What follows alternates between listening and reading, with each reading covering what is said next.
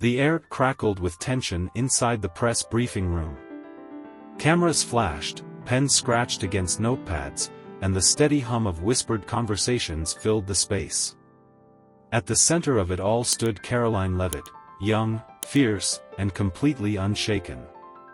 Across from her, Mark Grayson, a well-known liberal journalist with a reputation for cornering conservative figures, adjusted his tie and smirked. He had been waiting for this moment, a chance to rattle the Republican firebrand who had become a rising force in politics. "Ms. Levitt," he began, voice dripping with calculated condescension, "many say your stance on election integrity is just another attempt to push baseless conspiracies. Isn't it true that your party is simply trying to undermine democracy?" The room fell silent, reporters holding their breath, waiting to see if Caroline would stumble. But instead of flinching, she smiled, a slow, knowing smile that sent a ripple of unease through the room. Mark had made a mistake. A big one. The tension in the briefing room wasn't just about Caroline Levitt and Mark Grayson, it was about something much bigger. The ideological battlefield between conservatives and liberals had been growing more volatile by the day, and now, the two forces stood face to face, personified in a battle of wits.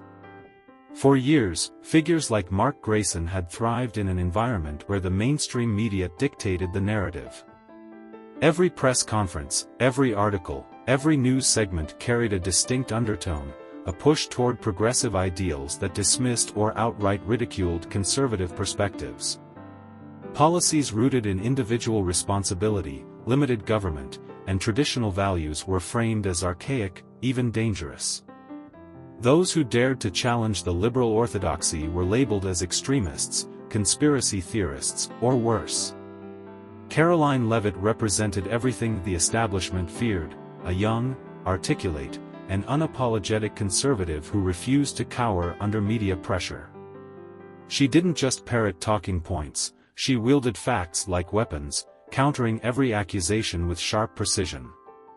The conflict between liberals and conservatives had reached a fever pitch in the past few years, driven by deeper cultural and political divides.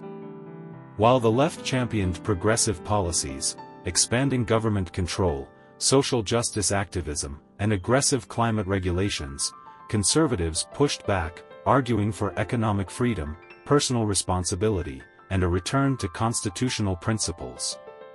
But more than the policies themselves, it was the tactics that defined the war.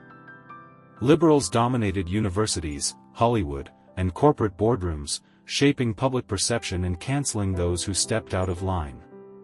Conservatives, in response, became more defiant, forming their own media networks, cultural movements, and political power bases.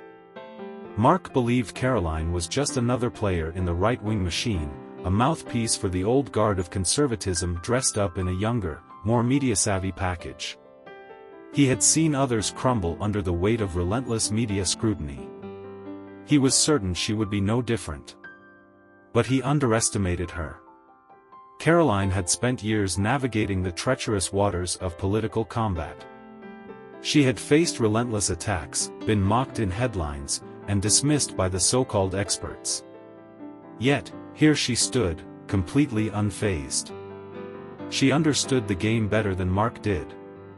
While he believed his carefully crafted question would put her on the defensive, she saw it for what it was, a desperate attempt to control the narrative. And she wasn't about to let him win. The battle between left and right wasn't just about politics, it was about control. The liberal establishment had spent years constructing an ideological fortress, fortified by academia, media, and cultural institutions.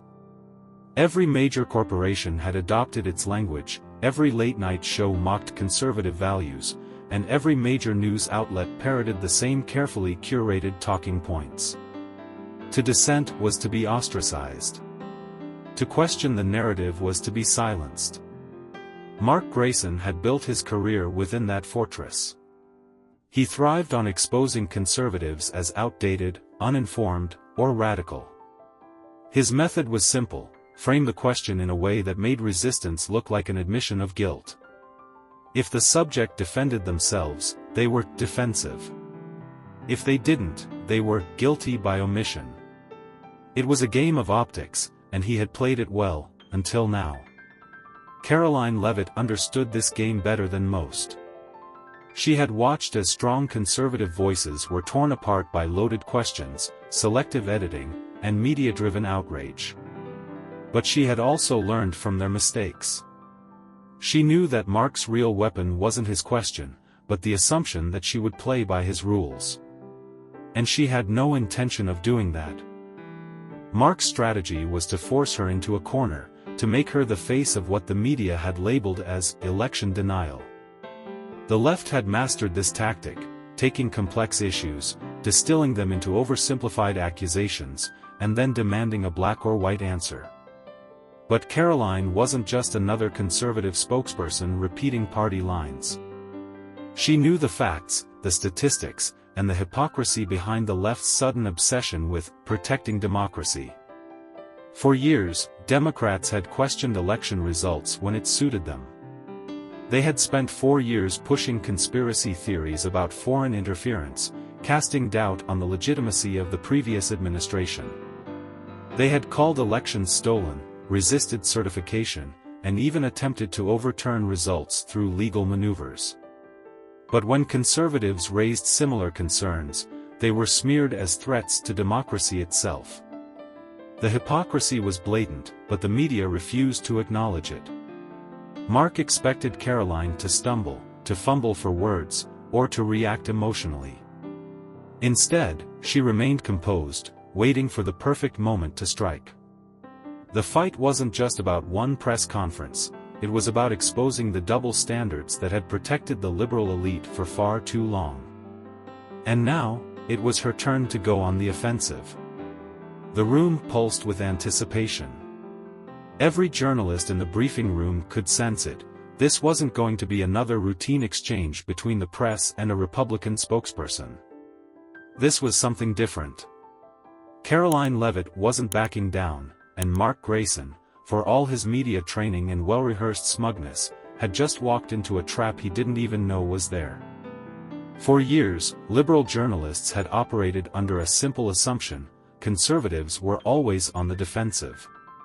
Every interview, every press conference, every debate followed the same formula. A loaded question, an impossible choice between appeasing the media or angering their base, and a headline already half-written before the subject could even respond. It worked because, for decades, conservatives had played by their rules, desperately trying to prove they weren't the villains the media painted them to be. But Caroline wasn't interested in playing that game. Mark's entire premise rested on the idea that questioning election integrity was inherently anti-democratic. It was a common tactic on the left: frame the debate so that one side appeared rational and the other seemed dangerous. The truth, however, was far more complex. The same journalists who now championed democracy had spent years undermining it when it suited their agenda. The media had openly questioned the legitimacy of elections for decades. They cast doubt on the 2000 election, spent years calling the 2016 result fraudulent, and even pushed the idea that voting machines had been hacked. In 2018, prominent Democrats had refused to concede races, calling them stolen. When they lost, it was voter suppression. When they won, the system was perfect. And yet, now, suddenly, questioning an election was a threat to democracy? Caroline knew these facts. She had watched the media selectively apply outrage, labeling some protests as the voice of the people, while branding others as insurrection. She had seen politicians who once championed defiance now demand absolute obedience to the system they had once condemned. The double standard wasn't just obvious, it was the entire foundation of Mark's argument. And that's why it was about to crumble. She wasn't going to defend herself. She wasn't going to play into Mark's attempt to paint her as extreme. Instead, she was going to do something far more dangerous. She was going to expose the truth. The air in the briefing room felt heavier now.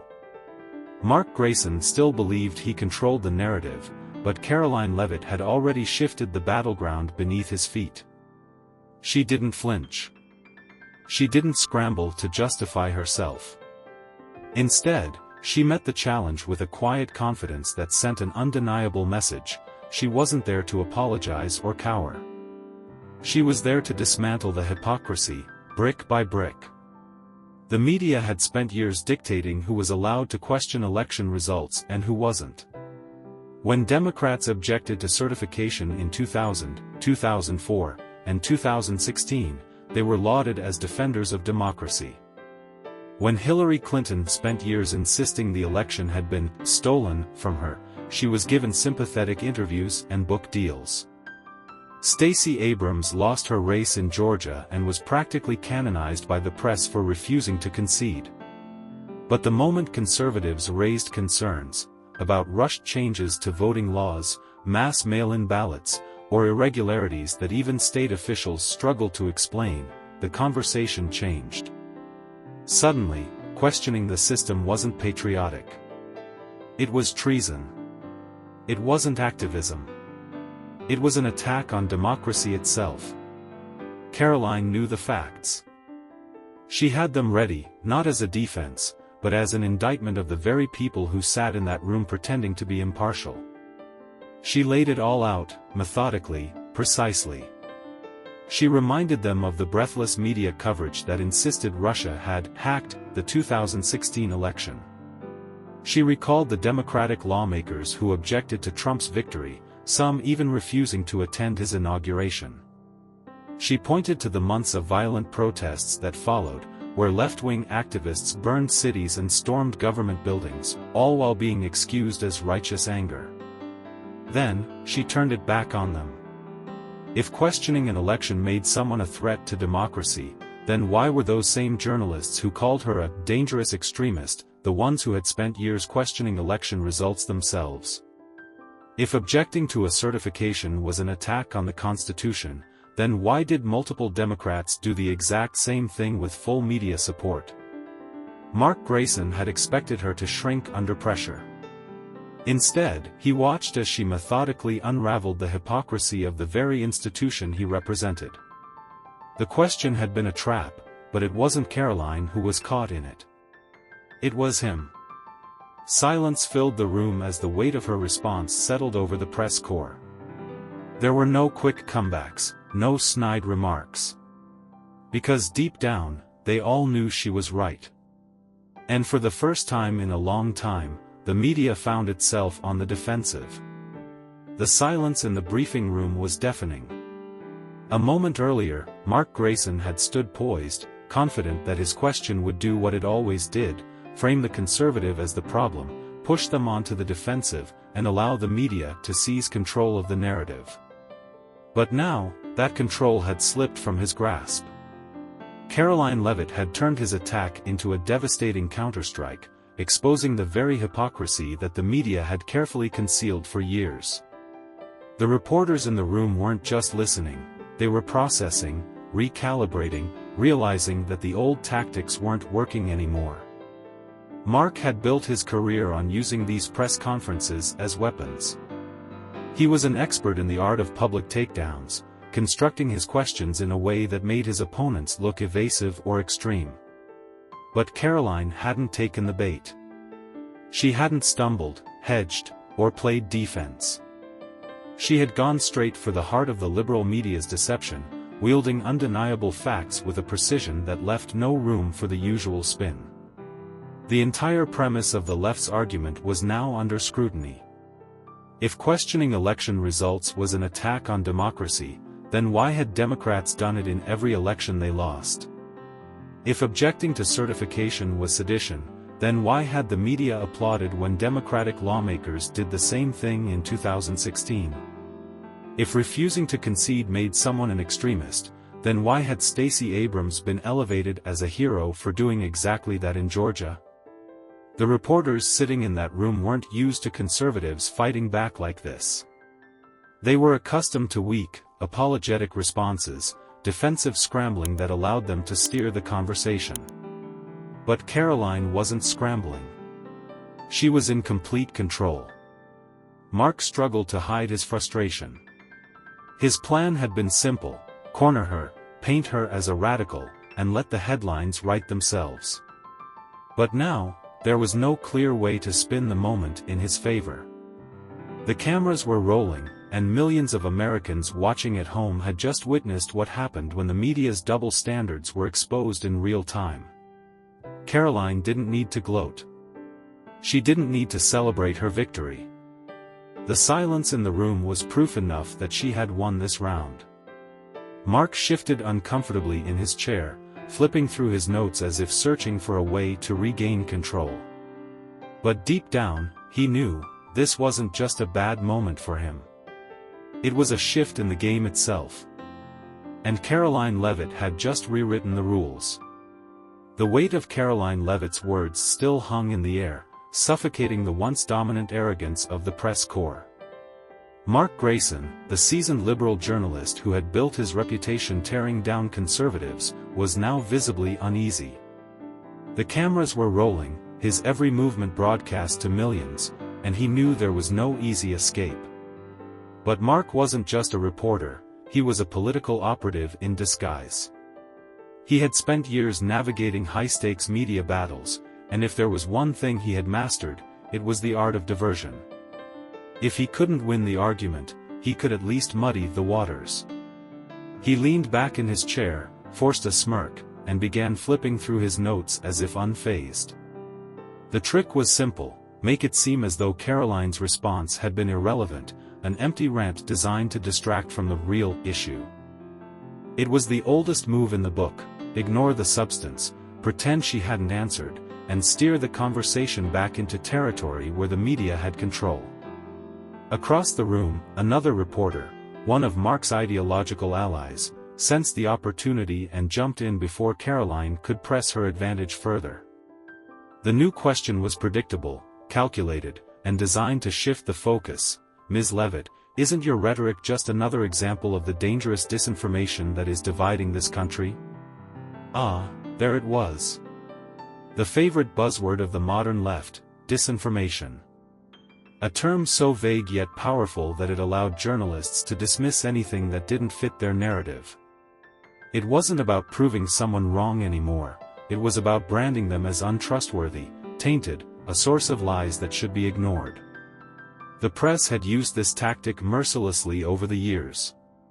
They had branded legitimate concerns as misinformation and election denial.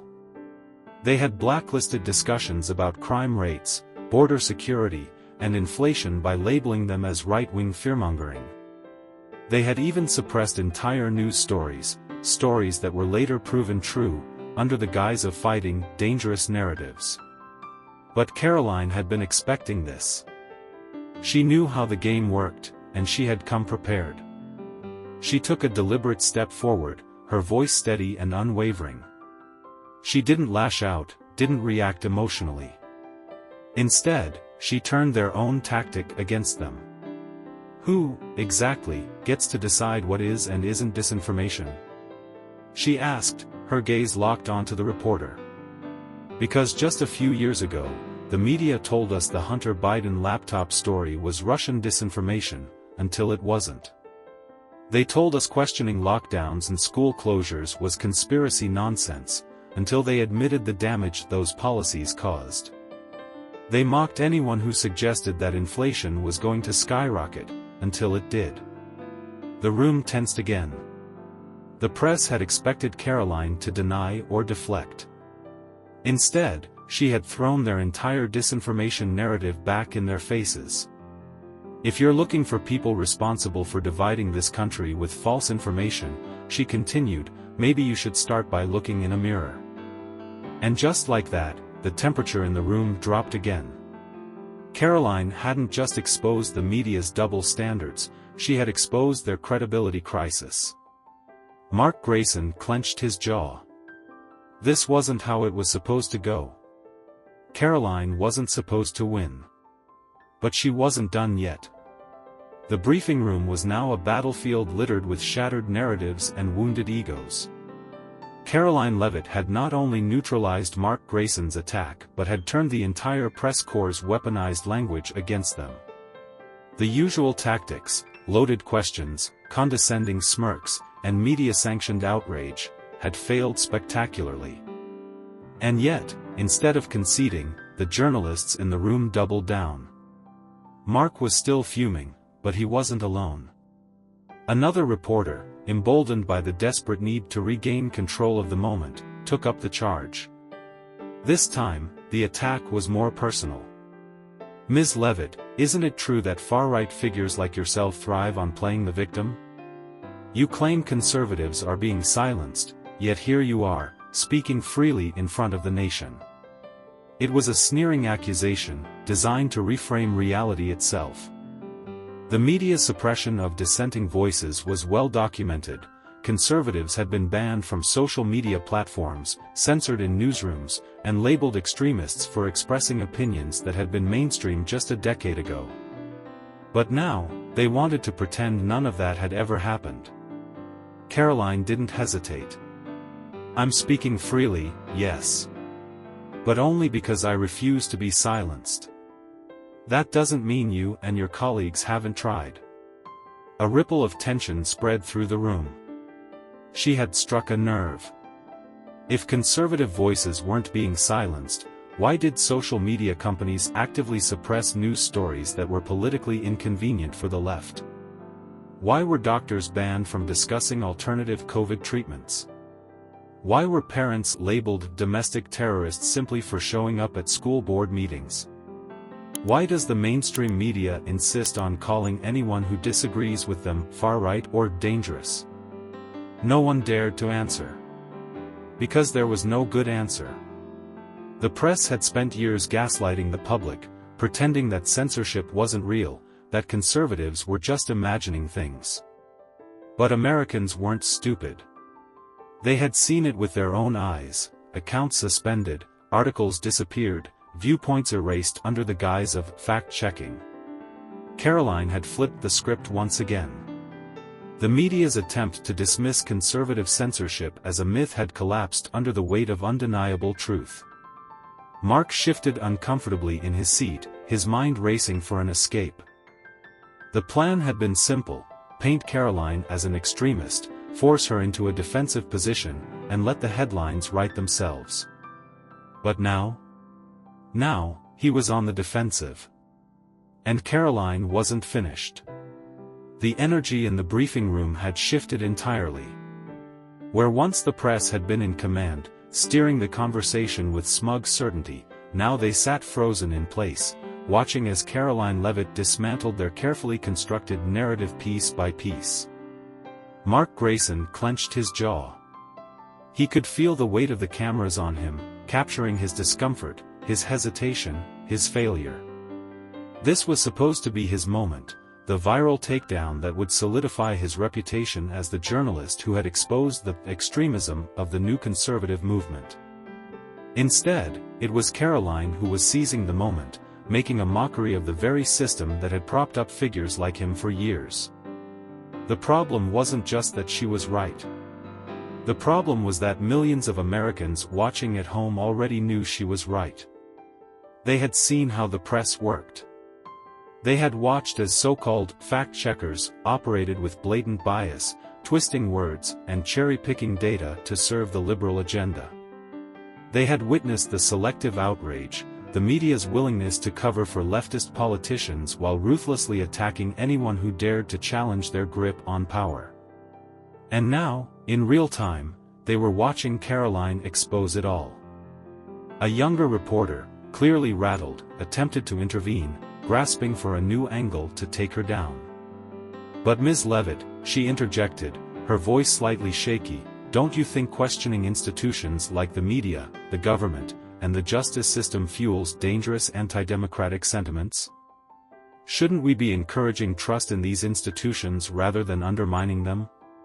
It was the classic appeal to authority, the idea that simply because an institution held power, it should be respected without question. That the media, despite its long history of lying, distorting, and covering up for its preferred politicians, should still be blindly trusted. That the justice system, despite clear political weaponization, should be above scrutiny. Caroline didn't even blink.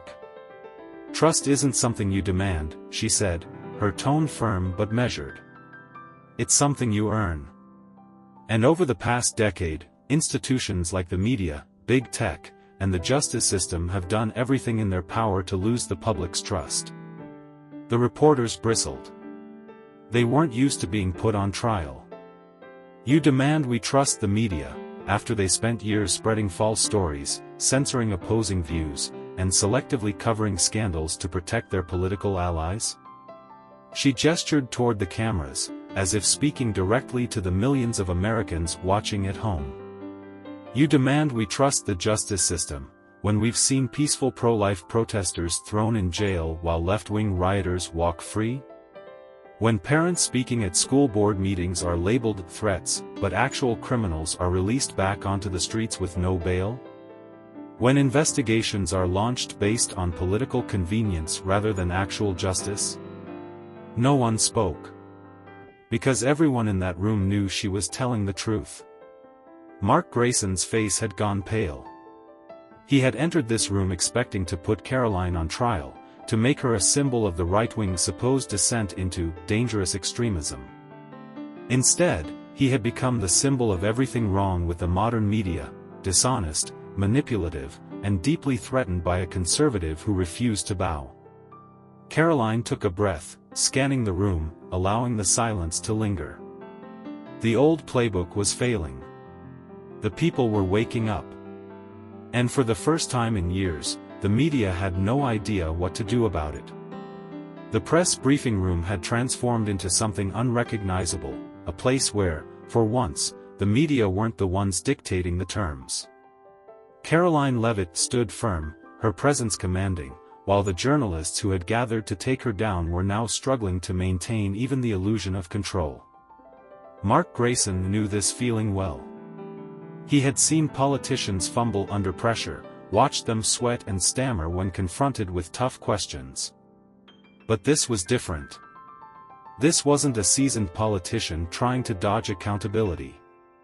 This was a conservative who had prepared, not just for their questions, but for the entire corrupt system they represented. Caroline wasn't scrambling. She wasn't reacting. She was leading. The media had been on autopilot for years, expecting conservatives to play their designated role as defensive, fearful, and desperate for approval. But Caroline's confidence shattered that expectation. She wasn't looking for their validation. She wasn't begging for fairness. She was exposing them, turning their own words, their own history, their own hypocrisy into the very weapons they had once used against people like her. Desperation seeped into the air. Another reporter, sensing that the media was losing ground, leaned forward, her voice sharper now. "Ms. Levitt, conservatives constantly talk about media bias, yet right-wing outlets push their own narratives just as aggressively. Doesn't that make your argument hypocritical?" It was an attempt to neutralize her, to make it seem as though both sides were equally guilty, equally manipulative.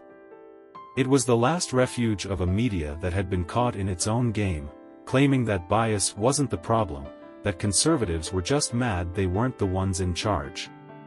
Caroline didn't hesitate. "The difference," she said calmly, "is that conservative media doesn't pretend to be neutral while actively working to silence dissent." A murmur spread through the room. Conservative outlets don't disguise themselves as objective truth-tellers while acting as activists for a political party. They don't censor competing views under the guise of misinformation. They don't collude with tech companies to suppress stories that are inconvenient for their side. She let the weight of her words settle. The journalists in front of her weren't just hearing a response, they were hearing judgment. Conservative media doesn't have the power to get people fired for their beliefs. Liberal media does. Conservative media doesn't have billion-dollar corporations enforcing their version of reality. Liberal media does.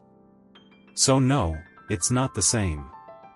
And the fact that you even think it is proves just how blind you've become to your own influence. It was a kill shot. Mark Grayson could feel it. The moment had slipped away from him. He had underestimated her. He had assumed she would be like the others, nervous, eager to prove she wasn't the villain they had painted her to be. Instead, she had done what conservatives had been afraid to do for years. She had gone on the attack. And worse for the media, the American people were watching. The weight of Caroline Levitt's words still pressed against the walls of the briefing room. The journalists who had arrived expecting another routine takedown of a conservative figure now sat in stunned silence, their carefully orchestrated plan lying in ruins. Mark Grayson felt it slipping away completely, the control, the authority, the smug confidence he had brought into the room. It was gone. And it wasn't coming back. Caroline had done more than just defend herself. She had exposed them. The media. The establishment.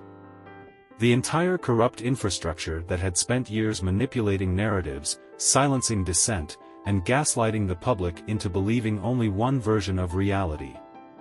But the most dangerous thing she had done,